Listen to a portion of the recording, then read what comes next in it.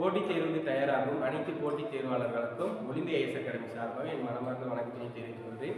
இன்னைக்கு என்ன பார்க்க போறோம்? நடப்பு நிகழ்வு. ஓகே, இந்த நடப்பு நிகழ்வு 22 மார்ச் 22க்கான நடப்பு நிகழ்வு வந்து பார்க்க போறோம். வாங்க பார்க்கலாம். யார் நாட்டின் மிகப்பெரிய எரிவாயு சேமிப்பு மையம் எங்கு உள்ளதுன்னு பார்ப்போம். நம்ம நாட்டில் இந்தியாவில் எங்க மிகப்பெரிய எரிவாயு சேமிப்பு மையம் உள்ளதுன்னு பார்த்தீங்கன்னா மங்களூர்ல இருக்கு. ஓகேங்களா, எங்க இருக்கு? மங்களூர்ல இருக்கு. இது எப்போ தொடங்குறாங்கன்னு பார்த்தீங்கன்னா 2025ஆம் ஆண்டு தொடங்கப்பட்டுள்ளன. இது முதலா செயல்பட்டு வரும். இது மையத்தில் பார்த்தீங்கன்னா 80,000 மெட்ரிக் டன் அளவு எரிவாயு இந்த மங்களூர் மிகப்பெரிய எரிவாயு சேமிப்பு கிடங்கு இருக்கு. அங்க சேமிச்சு வைக்கலாம்னு சொல்லியிருக்காங்க. ஓகேங்களா, இது பார்த்தீங்கன்னா கடல் மட்டத்திலிருந்து 225 மீட்டர் ஆழம் கொண்டுள்ளது அப்படின்னு சொல்லியிருக்காங்க. ஓகேங்களா, இது கிட்டத்தட்ட பார்த்தீங்கன்னா அமெரிக்காவில் இருந்து 16,714 ஓகேங்களா 16,714 மெட்ரிக் டன் எல்பிஜி ஓகேங்களா எல்பிஜி பைக்கில் பயோனியா சரக்கு கப்பல்களில் இந்தியா வந்தது அப்படின்னு சொல்லியிருக்காங்க. ஓகேங்களா, இப்போ பார்த்தீங்கன்னா அமெரிக்காவில் இந்த எல்பிஜி வந்துருக்கு. ஓகேங்களா, லிக்விட் பெட்ரோல் கேஸ்ன்னு சொல்லிட்டு சொல்லலாம். ஓகேங்களா, கேஸ் இப்போ எல்பிஜி ரொம்ப வராததுனால போர் ஏற்படுறது வராததுனால கேஸ் தட்டுப்பாடு எல்லா இடத்துலையும் இருக்கு. அதுக்காக அமெரிக்காவில் பார்த்தீங்கன்னா 16,714 மெட்ரிக் டன் எல்பிஜி பைப்பில் பயோனியா சரக்கு கப்பல் இந்தியா வந்ததுன்னு சொல்லியிருக்காங்க. நெக்ஸ்ட் பார்க்கலாம். நீண்ட காலம் நாட்டில் பதவி வகித்த ஓகேங்களா பதவி வகித்த அரசின் தலைவர். அரசாங்கத்தின் தலைவர் யாருன்னு பார்த்தீங்கன்னா அரசாங்கம். ஓகேங்களா, அரசின் தலைவர்னா குடியரசுத் தலைவர் வருவாங்க.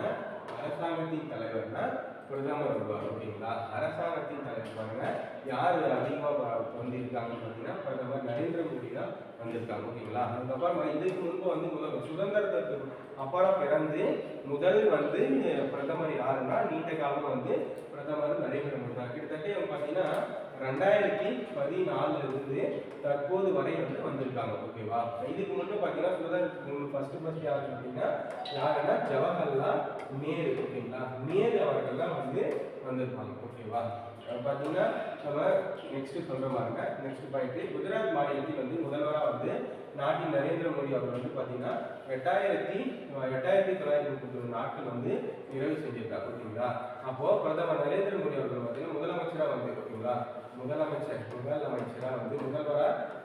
எப்போ இருக்காரு பார்த்தீங்கன்னா 2001 அவர் முதல்வராக இருப்பார். ஓகேங்களா, 2014 அவர் இன்று வரை என்ன பண்றாங்க பிரதமராக 2014 மேலிருந்து ஸ்டார்ட் பண்ணிப்பாரு.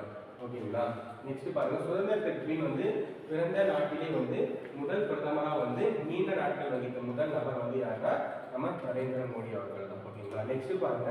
தமிழ்நாட்டில் ஹெச்பி தடுப்பூசி திட்டம் HPV தடுப்பூசி திட்டத்தின் சிறப்பு என்ன சொல்லியிருக்காங்க பாருங்க. அரசு மற்றும் அரசு உதவி பெறும் பள்ளிகள்ல பார்த்தீங்கன்னா கவர்மெண்ட் ஸ்கூலு அதே மாதிரி கவர்மெண்ட் பிரைவேட் இருக்கு. கவர்மெண்ட் இணைஞ்சு நடக்கும். அதில் பார்த்தீங்கன்னா அரசு உதவி பெறும் பள்ளிகள் பார்த்தீங்கன்னா பெண்களுக்கு பார்த்தீங்கன்னா இந்த HPV இந்த தடுப்பூசி போடுறோம். இதுக்குன்னா கருப்பை வாய் தடுப்பூசி. ஓகேங்களா, கருப்பை வாயில புற்றுநோய் ஏற்படாததுக்காக அவங்க இந்த தடுப்பூசி வழங்கப்படுது. வாங்க பார்க்கலாம். பாருங்க, தமிழ்நாட்டின் HPV தடுப்பூசி திட்டத்தின் சிறப்பு பார்த்தீங்கன்னா அரசு மற்றும் அரசு உதவி பெறும் பள்ளிகளில் பயிலும் பெண் குழந்தைகளுக்காக 2 தவணைகளாக தடுப்பூசி வழங்கப்படுகிறது. எத்தனை தவணைகள்? 2 தவணைகளாக வழங்கப்படுகிறது. மொத்தம் 9 வயது முதல் 14 வயது வரை சிறுமிகள் திட்டத்தில் செயல்படுகிறாங்க. இதுக்கு அரசு ரூபாய் எவ்வளவு கோடி தமிழக அரசு செயல்படுகிறதுன்னு பார்த்தீங்கன்னா 38 கோடி ரூபாய் தமிழக அரசு இந்த HPV தடுப்பூசிக்காக செலவழிச்சிருக்காங்க. ஓகேங்களா, கருப்பை வாய் புற்றுநோய் தடுப்பூசி பார்த்தீங்கன்னா எப்போ தமிழகத்தில் ஸ்டார்ட் பண்ணாங்கன்னு பாருங்க. நம்ம HPV 2026 ஜனவரி குடியரசு தினத்தில் தான் இது ஸ்டார்ட் பண்ணியிருக்காங்க. ஓகேங்களா, இந்தியாவிலே முதல் மாநிலம் HPV வைரஸ் HPV தடுப்பூசி தமிழ்நாட்டில் தான் சொல்லியிருக்காங்க.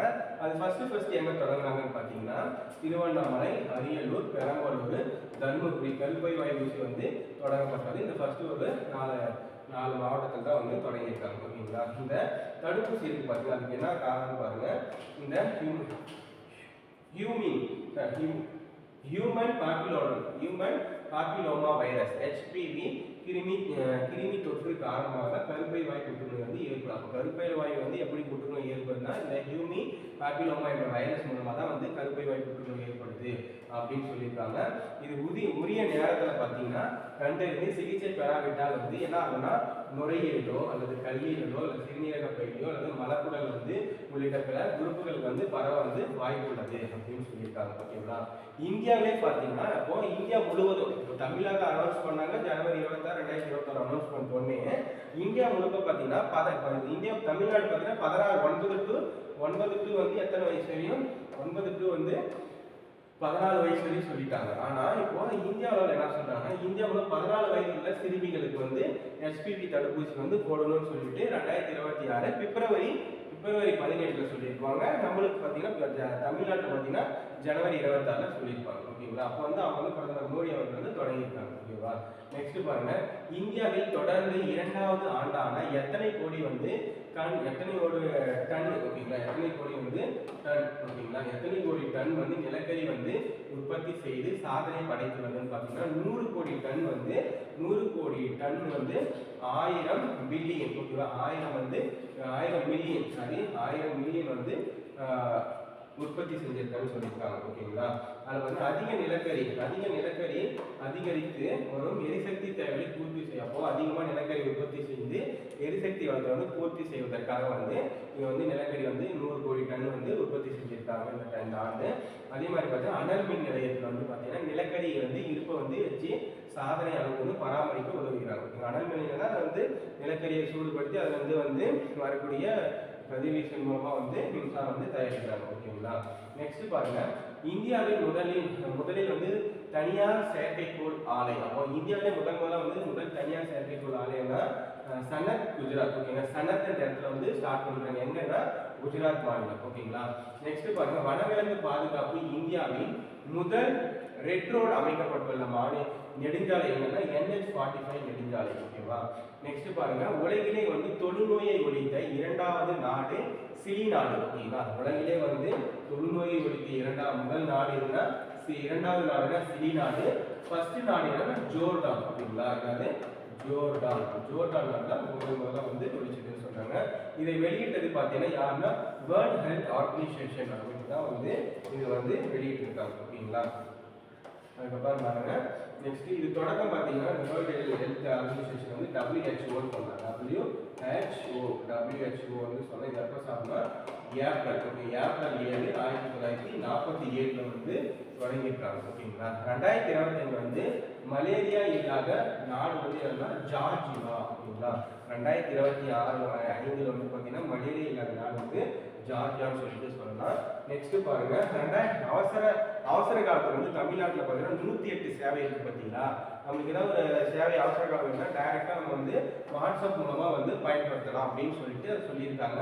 அது வந்து யார் தொடங்கி வைத்தாங்கன்னு பார்த்தீங்கன்னா மருத்துவத்துறையில் பார்த்தீங்கன்னா சுப்பிரமணியன் அமைச்சர் அவர்கள் தான் வந்து தொடங்கியிருக்காங்க. ஓகேங்களா? அவங்க பார்த்தீங்கன்னா வாட்ஸ்அப் நம்பர் பார்த்தீங்கன்னா 9450300725 வந்து இது வந்து வாட்ஸ்அப் நம்பர் இது பண்ணிட்டு என்ன டிஸ்ட்ரிக்ட் அப்படின்னு சொல்லிட்டு நீங்கள் வந்து அவசர காலத்தில் வந்து நீங்கள் வந்து பயன்படுத்துறதுக்காக ஒரு திடீர் எமர்ஜென்சி கொடுக்கலாம். ஓகேங்களா? இன்னைக்கான நடப்பு நிகழ்வு வந்து முடிஞ்சிச்சுங்க. இந்த மாதிரி வந்து புதிதாக வந்து நடப்பு நிகழ்வு வேணும்னா கம்பல்சரி இன்னும் பெஸ்ட்டாக கொடுக்கணும்னா நீங்கள் வந்து கமெண்ட் பாக்ஸில் கமெண்ட் பண்ணுங்கள். ஒலிம்பியாஸ் அகாடமியை ஃபாலோ பண்ணுங்கள். நன்றி, வணக்கம்.